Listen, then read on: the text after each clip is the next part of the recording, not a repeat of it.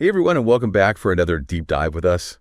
Today, we're tackling TripAdvisor, but not just the basics like setting up a profile or why reviews are important. We're going way deeper into how to really maximize those shiny five-star reviews specifically for restaurants. So whether you're the one running the place, managing the front of house, or even if you're just fascinated by like the whole world of online reviews and how they work, get ready for some serious strategy upgrades. Yeah, you're absolutely right. We're not here to just rehash the basics. I mean, everyone knows that reviews matter these days, right? But the really interesting stuff is how much they really matter and how that translates into, actual customer behavior. So, for example, there was this research done at Cornell University, and they found that a one-star increase on Yelp could actually lead to a 5 to 9% revenue boost for restaurants. So think about that for a second. It's not just about, feeling good or getting a little ego boost. It's actually impacting your bottom line in a big way. Okay, yeah, that's a lot more concrete than just saying, reviews are good. A 9% bump just for one star. That's wild. But it's still kind of abstract to me, I get that people check reviews, but what's the actual psychology behind it? Why do we care so much about what strangers think? Well, think about it this way. Choosing a restaurant, it's always a bit of a risk, right? You're spending your time, your money, and you're hoping for a good experience. Reviews, what they do is they kind of minimize that risk. They provide what we call social proof.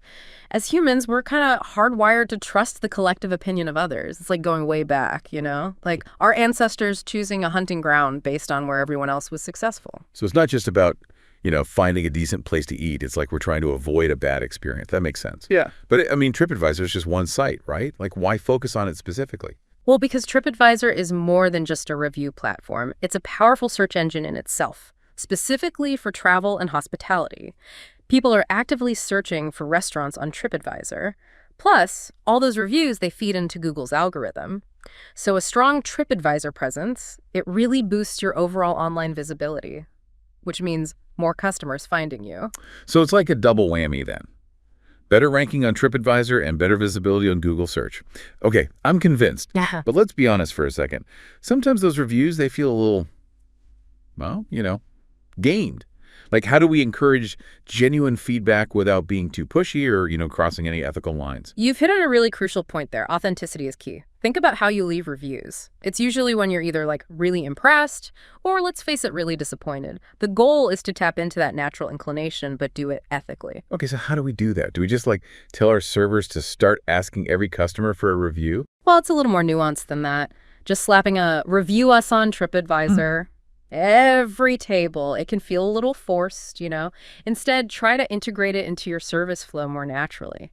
Train your staff to kind of gauge customer satisfaction. If someone's raving about a dish, that's your cue. Something like, I'm so glad you enjoyed the sea base. It's one of our favorites too.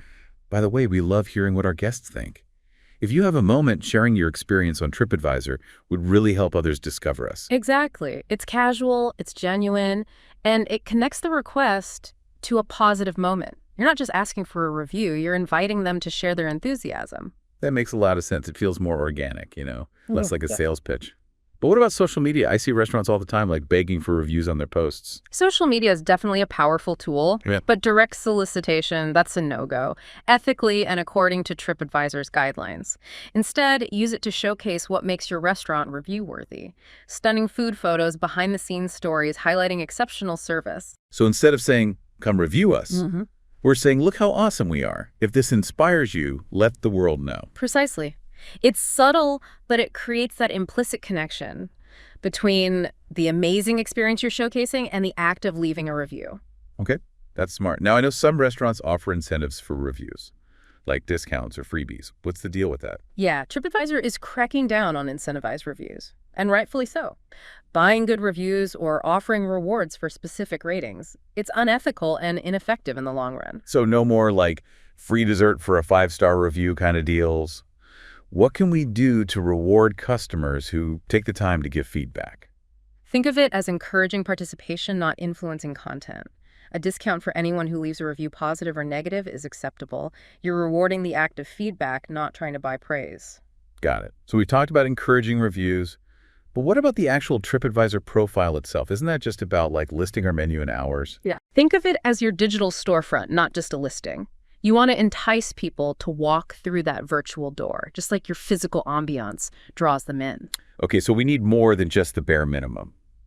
What are the key elements that make a TripAdvisor profile really stand out? It's about going from informative to irresistible. We'll dive into those details next. But think about this. Have you ever chosen a restaurant purely based on its online presence? What made you click? Oh yeah, all the time. Yeah. Mouth-watering food photos, Okay. a vibe that matches what I'm looking for. It's like I'm peeking into the experience before I even get there. Exactly. That's the feeling you want to evoke with your TripAdvisor profile. Start with high-quality photos, and not just food. Ambiance shots, maybe even a little behind-the-scenes peek at your kitchen, TripAdvisor actually found that listings with at least 10 photos get 138% more engagement. It's about storytelling through visuals. So it's not just snapping a quick pic of the dishes. It's about showcasing the experience. Okay. That makes sense. But what about the actual description? Like, is a menu not enough? Think of it this way. Your menu is the what. Your description is the why. Why should someone choose your Italian restaurant over the countless others out there? This is where you highlight your unique selling proposition. So if our focus is on using local organic ingredients, Mm-hmm.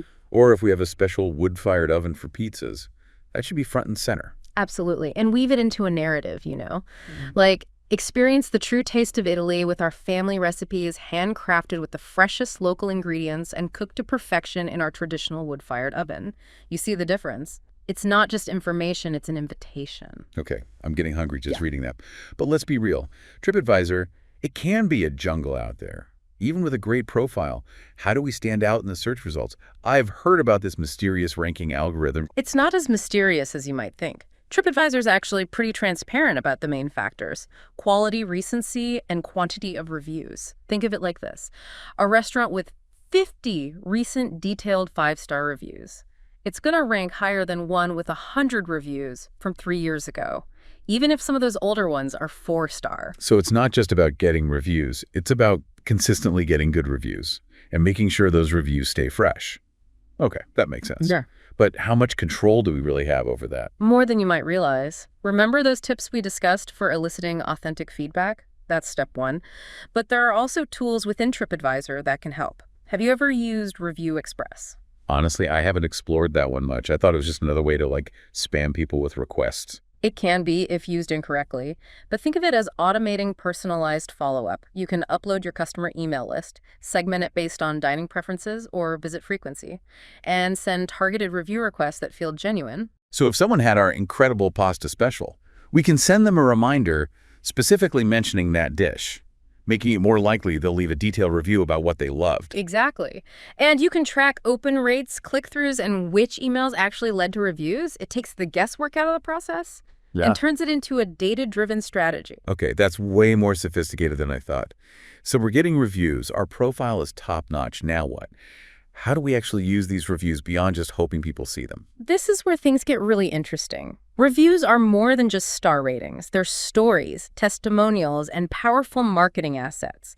You can weave them into your website, your social media, even your physical restaurant. Hold on. That sounds like a whole other deep dive. I'm eager to learn more. But I think we need to save that for part 3. I'm already feeling overwhelmed with all this new information, and I'm sure our listeners are too.